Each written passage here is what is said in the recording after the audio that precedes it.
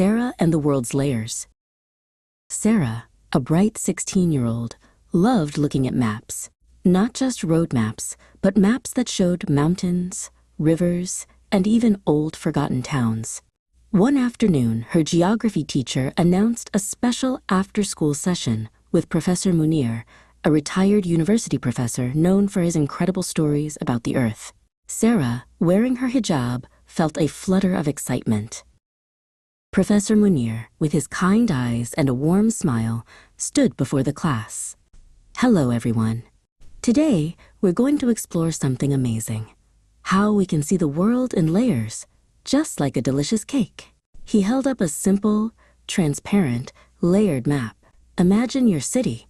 What's on it?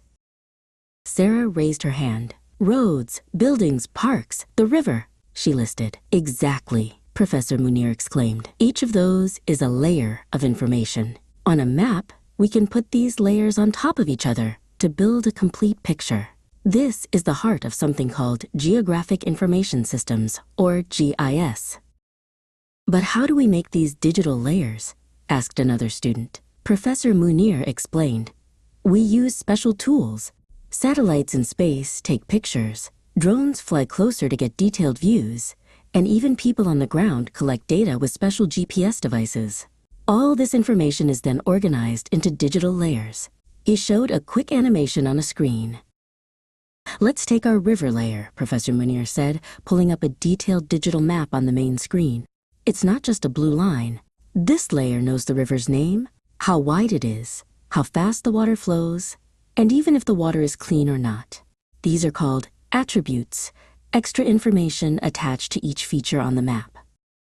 Now for the really clever part, using these layers together. Professor Munir announced, imagine we want to find the best place for a new bus stop. What layers would we need? Sarah thought for a moment. Population density, existing bus routes, maybe even where schools are. Excellent, Sarah, Professor Munir praised. That's suitability analysis. We can combine those layers to find areas that are easy for many people to reach, not too far from schools, and don't block traffic. GIS helps city planners make smart choices, like where to build new parks, hospitals, or even safe routes for cycling.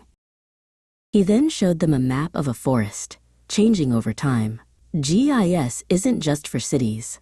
We can track how forests are shrinking or growing, monitor endangered animal habitats, or even predict where wildfires might spread. It helps us protect our planet. The map showed areas of forest disappearing over years. And in emergencies, GIS is a lifesaver, Professor Munir continued. When there's a flood or an earthquake, emergency services use GIS maps to see which roads are blocked, where people need help most, and the quickest routes for rescue teams. It helps them respond faster and save lives. A map showing emergency routes and affected areas appeared. Sarah felt a spark ignite within her. GIS wasn't just about maps. It was about understanding the world's challenges and finding solutions.